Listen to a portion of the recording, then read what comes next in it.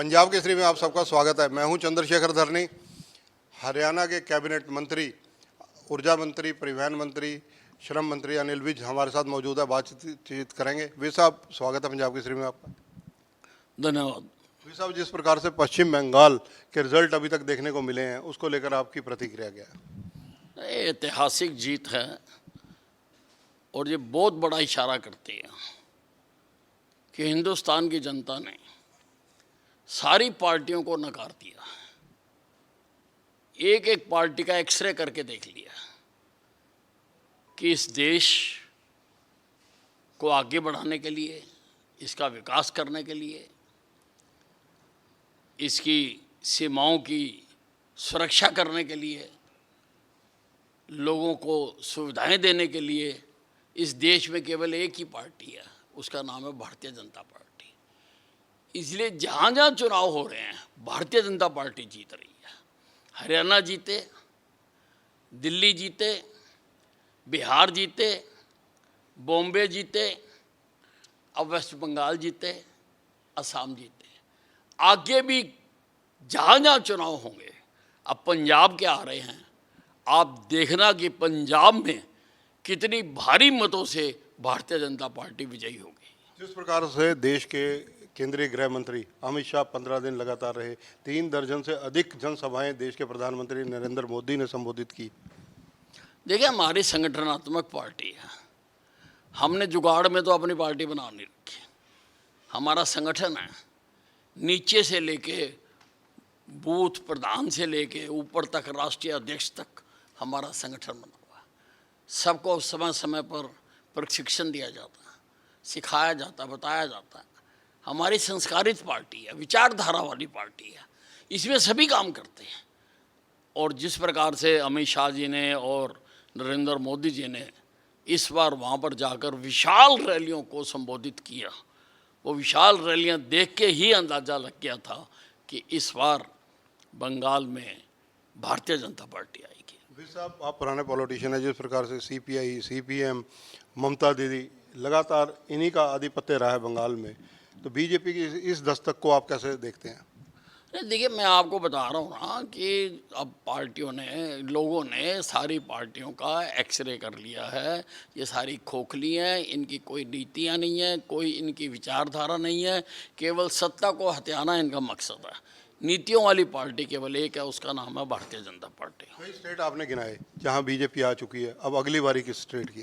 तो पंजाब में पूरे भारी बहुमत के साथ भारतीय जनता पार्टी सरकार बनाने जा रही है। तो पंजाब में आज तक बिना गठबंधन के बीजेपी सत्ता में नहीं आई है, तो किस दम पर आप कहते हैं कि बीजेपी अकेले अपने सत्ता में आ सकती है? बहुत कुछ पहली बार हो रहा है जो पहले नहीं होता था। बंगाल में भी नहीं होता था, बंगाल में हो गया, बंगाल में करके दिखा दिया, पंजाब में भी करके दिखा देंगे। जिस प्रकार से देखा जाए इन चुनाव परिणामों को अन्य स्टेट्स में भी, केरल एक ऐसी जगह बचती है जहां कांग्रेस कहीं ना कहीं सरवाइव कर रही है। देखिए, कांग्रेस नाम की चीज़ तो ख़त्म ही होगी देश से। कहीं जहां इक्का दुक्का कोई रह गए हैं, वो भी धीरे धीरे आने वाले समय में बिल्कुल ख़त्म हो जाएंगे। कांग्रेस नाम की पार्टी इस देश में नहीं रहेगी।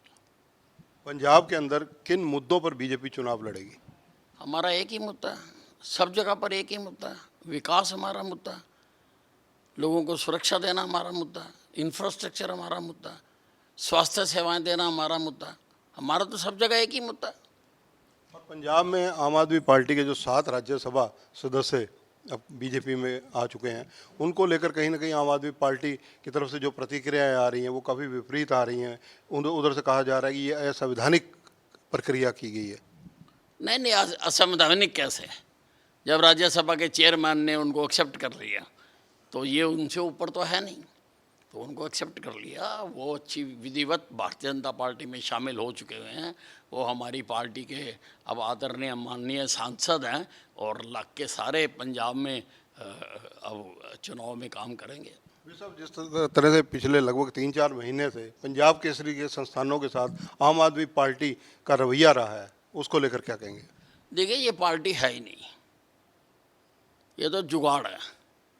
ये तो अन्ना हजारे का आंदोलन हुआ था, उसको बहुत समर्थन मिला था, तो कुछ चालाक लोगों ने उन समर्थक लोगों का डाटा इकट्ठा कर लिया था, उन्होंने पार्टी बना ली थी। उनकी कोई विचारधारा नहीं है, कोई उनकी सोच नहीं है, कोई उनके प्रोग्राम्स नहीं है, इसलिए वो हर जगह पर ऐसी हरकतें करते हैं। अब जैसे पंजाब केसरी के साथ बार बार वो छेड़खानी कर रहे हैं, जबकि प्रजातंत्र में जितना योगदान राजनीतिज्ञों का है उतना ही योगदान पत्रकारों का भी है, इस बात को समझना चाहिए।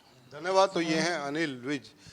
कई राजनीतिक ज्वलंत मुद्दों के ऊपर अनिल विज ने हमारे से बातचीत की। इसके अलावा अगर कहा जाए, अनिल विज ने पश्चिम बंगाल की जीत का श्रेय जहां देश के प्रधानमंत्री नरेंद्र मोदी, बीजेपी के जो राष्ट्रीय नेतृत्व में शामिल केंद्रीय गृह मंत्री अमित शाह व कार्यकर्ताओं को दिया है, वहीं इनका दावा है कि पंजाब में आने वाली सरकार बीजेपी की बनेगी।